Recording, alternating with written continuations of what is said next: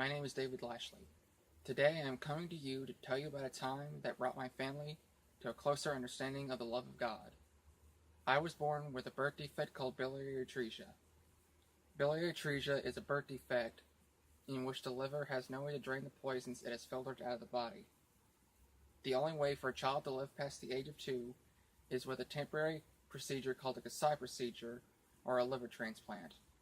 My Kasai procedure failed and a liver transplant was my only option. So at 5 months of age and only 10 pounds, I received my first liver transplant.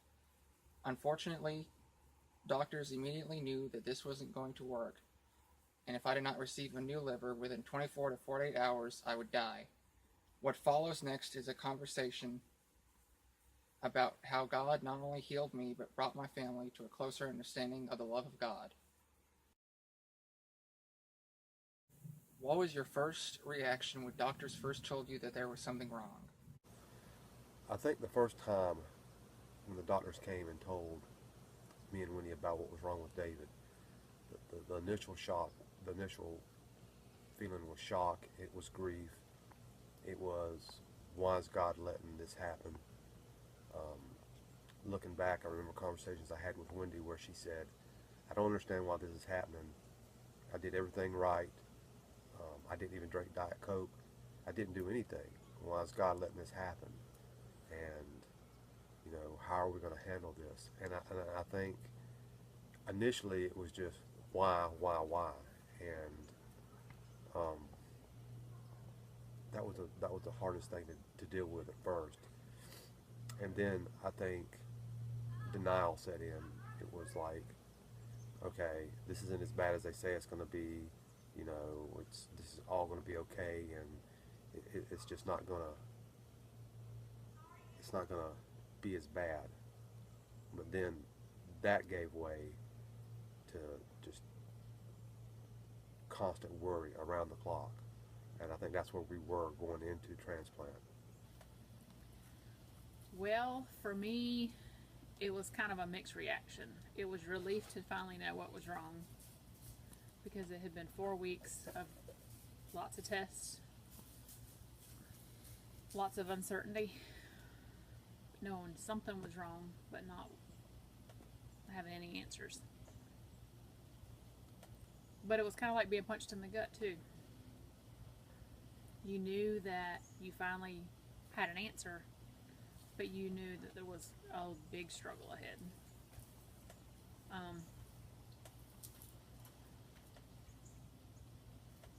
I could see it like it was yesterday. We were sitting in the atrium at Shands,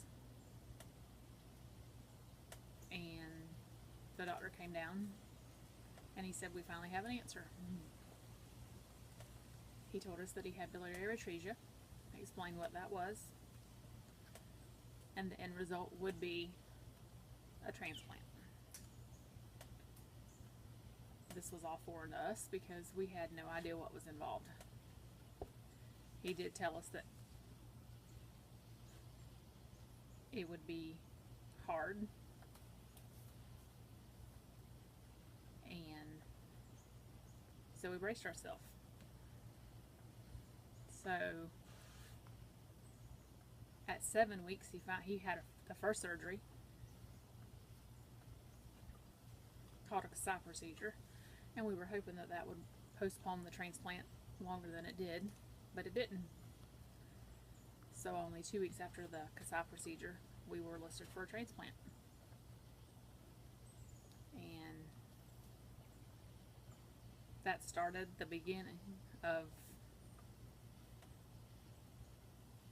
what we now have. As a Christian, did you have any doubts that God would heal your son? And so worrying going into transplant, of course, there as a Christian, there was a doubt. Are you going to fix my child? Will you save my child? How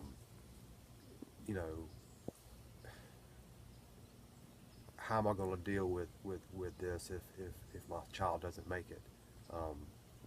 And of course, there was some anger that went with that.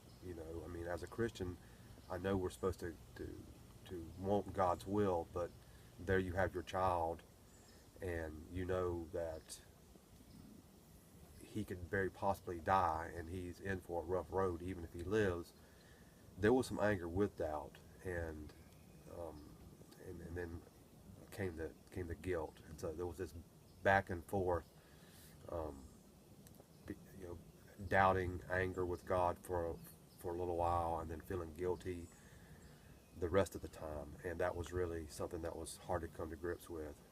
Um, and I guess, you know, as a Christian parent, unless you've been there, it's kind of hard to understand. I know I certainly could not have understood it before it happened with us. Okay. Wow, doubt. At first, well, from the beginning, really. I mean, the not knowing, there was times where I thought that we would never find out what was wrong. But then when we did, I thought, okay, we're okay. But probably for me, the real doubt came in was in between the two transplants. When we had to relist him, and I can remember asking Dr. Langham, his surgeon, is he stable? When he said I needed to relist him.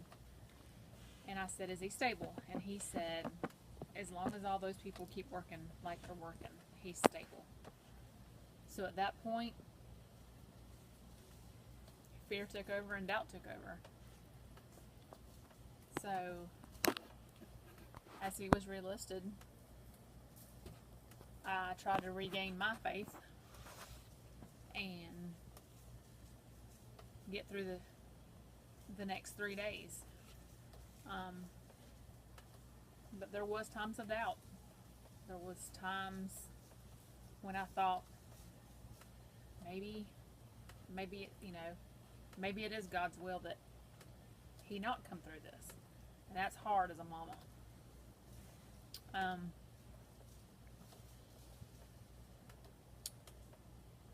But we reached that point where we watched him suffer so much that we went to the chapel and we said, if it's your will that he not make it,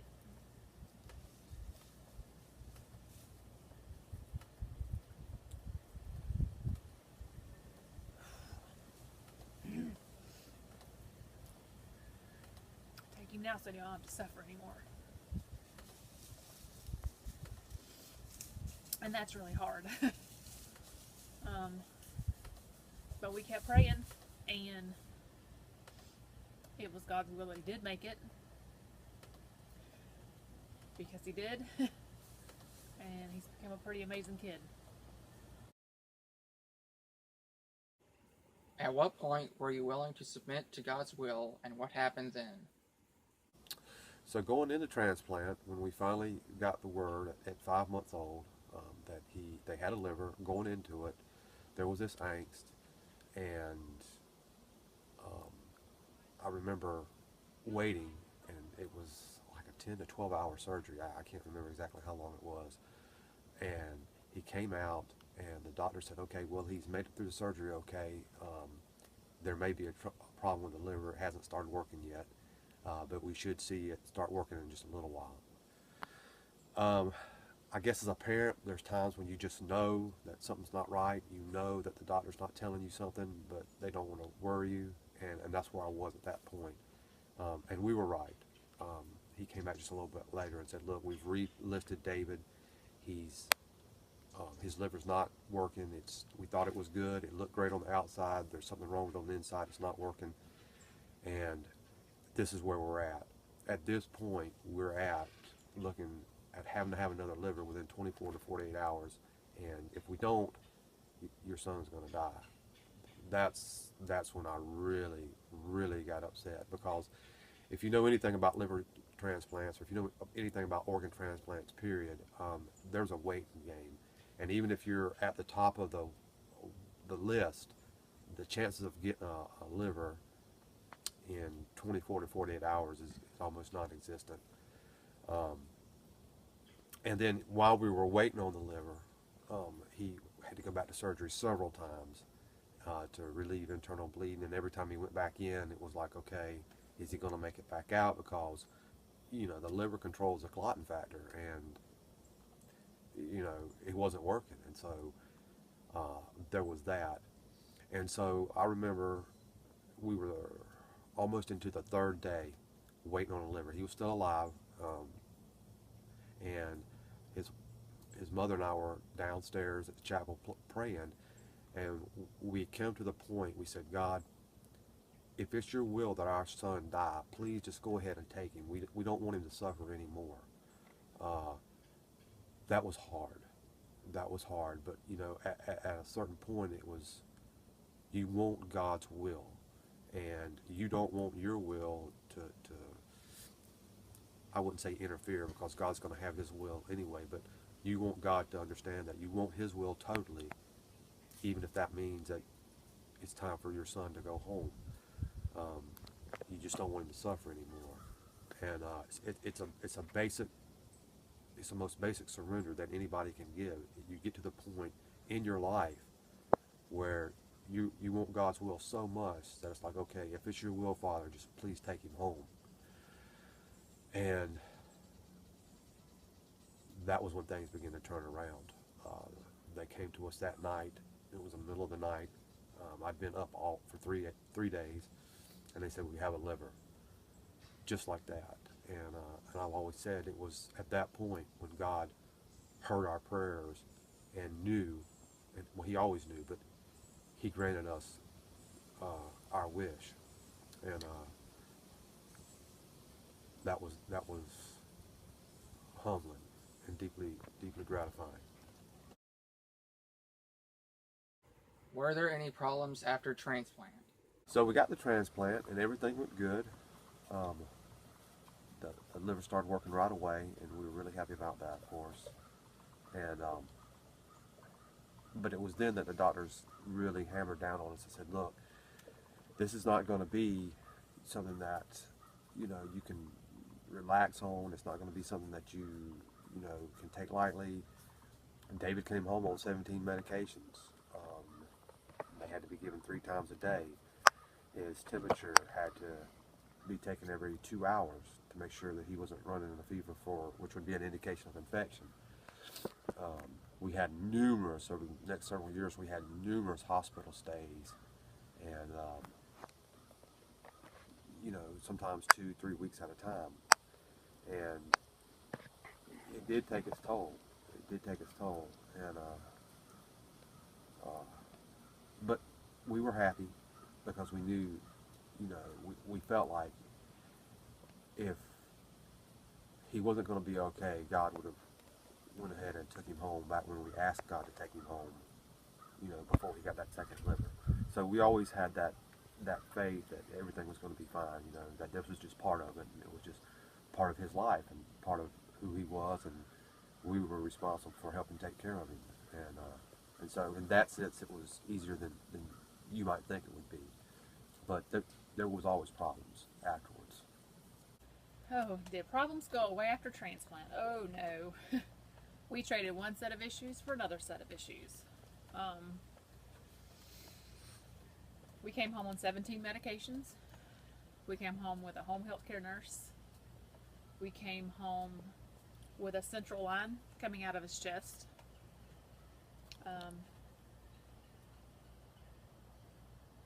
And that was after 6 weeks of being in the hospital. I basically was not only a mama, but I had to become a full-time nurse. I had to change central line dressings. I did medications anywhere from 4 to 6 times a day for 17 different medications.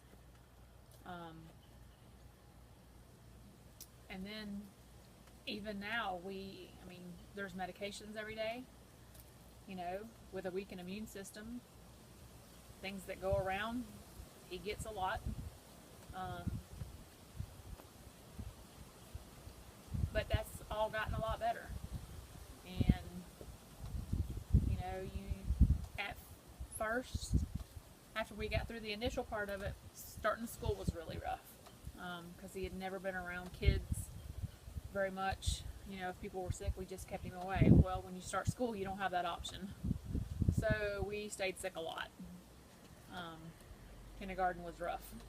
A lot of sicknesses. We had to have tonsils taken out, you know, that kind of thing, you know. So he stayed sick a lot during kindergarten, um, just from the being exposed to different things. Um, so there's things that go along with having a suppressed immune system that he'll live with the rest of his life. But he's learned to deal with those things very well. What rocked your faith the most after transplant? So about 11 years after transplant, like I said, we've been going through, your typical things that you go through post-transplant. Um, but things had really settled down. The hospital stays had got further and further apart. Um, he was growing. He was turning into a young man, and it was great. And then one day I was getting ready for work, and I had thrown my back out. And my youngest son, he asked me. He said, "Son," he said, "are you mad that you thrown your back out this morning?" I said, "No, son." I said, "You know what? I can't go to work this morning." I said, "But there might have been a reason that God could, made my back or allowed my back to go out this morning, and maybe I was not meant to go to work this morning. Maybe I was going to get in an accident or whatever." I said, "So it's okay." I said, "It's just muscles in my lower back, and it'll be fine." And that's exactly what I thought. And but that night, after that morning where it went out, that night I was in there on the couch with my wife because I couldn't sleep because it was hurting so bad, and we heard a strange noise coming from David's room, and we went in there, and he was non-responsive. His eyes were rolled back in his head. He didn't look like he was breathing very well. We could not wake him up. Um, we found out later that he had had a seizure, and he was in what's called a post-ictal state. And I'm epileptic, um, so I've never seen anything like that. And I've never had anybody explain anything to me about that, and it looked like a stroke. And so we called the ambulance, and they rushed him to the hospital, and they called for life flight. And at that point, my faith was really rocked. I got really angry with God. Um, I basically demanded from God, what are you doing? I mean, how come you're doing this? He's been through all this for 11 years. He's fought to survive, and now you throw this on him. And we didn't know what was going on. They still hadn't figured out exactly what was happening at that point. And I got really angry with God, and of course, immediately felt bad about that. But my faith was very rocked. And so they life flighted him to Shands in Gainesville, and once they got him there, he hadn't been there but just a few minutes, and he came out of it, and everything was fine. And they explained to us that he had had a seizure, and that he was what was called post-ictal, and that he should be okay. Now, he was post-ictal for 6 hours, approximately 6 hours, and you know that was concerning to him. Uh, and they told us, they said, "Look, everybody can have a seizure. It doesn't mean that they're epileptic. So this doesn't mean that he's epileptic, but he could be. So we'll keep an eye on him.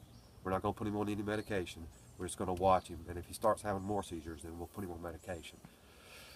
And of course, he had another one later on, but because he had had that bad one, he had moved into the room with us, and we moved his bed into the bedroom with us, and so we could keep an eye on him. And we saw him when he had that one, and then they put him on medication. But yeah, my faith was rocked, and I did get very angry, and that too was very humbling, because during that anger, during that time, I've been a Christian for many, many, many years before I even got married, and you understand that God loves you, and you understand He loves you so much that He sent His only Son to die for you. But it was during this time of anger with God, when this happened, that it just hit me, and I believe this was from God. It just hit me out of nowhere. I love you so much that I purposely sent my Son to die and suffer a much, much more horrible death than anything your son has ever experienced. And I purposely did it, knowing in advance that it was going to happen. And it was my will to let him do that so that you could have a chance to be with me in heaven. And you need to understand that I fully know how you feel. And it was one of those moments in a Christian's life when you look down and you feel ashamed. But it takes you to a new level of course, you're not any more saved than you were before, but you kind of get a gleam or a glimpse that you didn't have before, just how much God loves you. Because it's like I've told boys where I work, I would never send my son out to suffer for somebody else.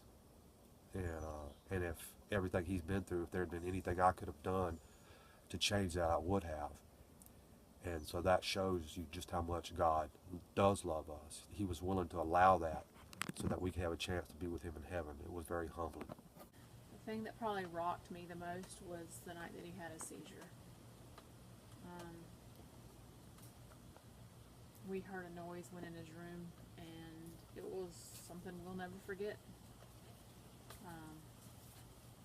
He was covered in vomit and urine, and his eyes were open and fixed at the ceiling, and he wouldn't respond. So we called 911, and rescue came. And as they were taking him out on the stretcher, my mother-in-law looked at me and said, "Remember who's in charge." And I remember looking at her and saying, "And he took my mother." Because my mom had just died, had died recently. I felt bad about that, but I was scared. I had almost lost David so many times, and here we go again. Just when you think everything's good, you know, he's going to be a teenager soon, and everything's going to be good, and here we go.